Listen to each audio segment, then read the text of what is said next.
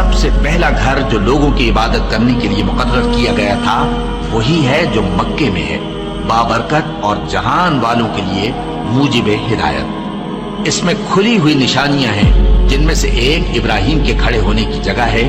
جو شخص اس مبارک گھر میں داخل ہوا اس نے امن پا لیا، اور لوگوں پر اللہ کا حق یعنی فرض ہے کہ جو اس گھر تک جانے کا مقدور رکھے وہ اس کا حج کرے، اور جو اس حکم کی تعمیل نہ کرے گا تو اللہ بھی اہل عالم سے بے نیاز ہے۔ اور جب ہم نے خانہ کعبہ کو لوگوں کے لیے جمع ہونے اور امن پانے کی جگہ مقرر کیا اور حکم دیا کہ جس مقام پر ابراہیم کھڑے ہوتے تھے اس کو نماز کی جگہ بنا لو، اور ابراہیم اور اسماعیل کو حکم بھیجا کہ طواف کرنے والوں اور اعتکاف کرنے والوں اور رکوع کرنے والوں اور سجدہ کرنے والوں کے لیے میرے گھر کو پاک صاف رکھا کرو۔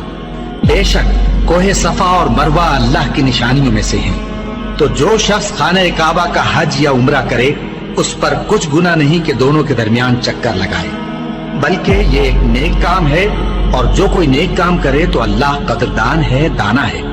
اور اللہ کی خوشنودی کے لیے حج اور عمرے کو پورا کرو، اور اگر راستے میں روک لیے جاؤ تو جیسی قربانی میسر ہو کر دو، اور جب تک قربانی اپنے مقام پر نہ پہنچ جائے سر نہ منڈاؤ۔ اور اگر کوئی تم میں بیمار ہو یا اس کے سر میں کسی طرح کی تکلیف ہو تو اگر وہ سر منڈا لے تو اس کے بدلے روزے رکھے یا صدقہ دے یا قربانی کرے۔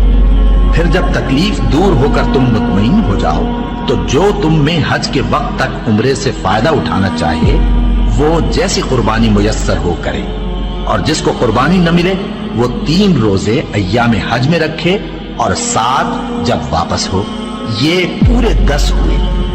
یہ حکم اس شخص کے لیے ہے جس کے اہل و عیال مکے میں نہ رہتے ہوں۔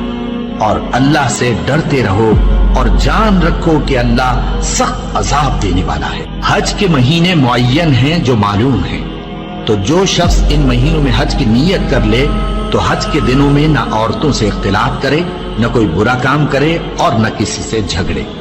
اور جو نیک کام تم کرو گے وہ اللہ کو معلوم ہو جائے گا۔ اور زاد راہ یعنی رستے کا خرچ ساتھ لے جاؤ، کیونکہ بہترین زاد راہ پرہیزگاری ہے۔ اور اے اہل عقل مجھی سے ڈرتے رہو، اس کا تمہیں کچھ گناہ نہیں کہ حج کے دنوں میں بذریعہ تجارت اپنے پروردگار سے روزی طلب کرو۔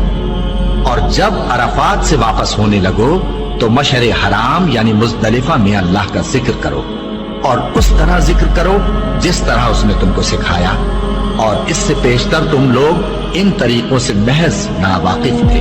پھر جہاں سے اور لوگ واپس ہوں وہیں سے تم بھی واپس ہو، اور اللہ سے بخشش مانگو، بے شک اللہ بخشنے والا ہے، رحمت کرنے والا ہے۔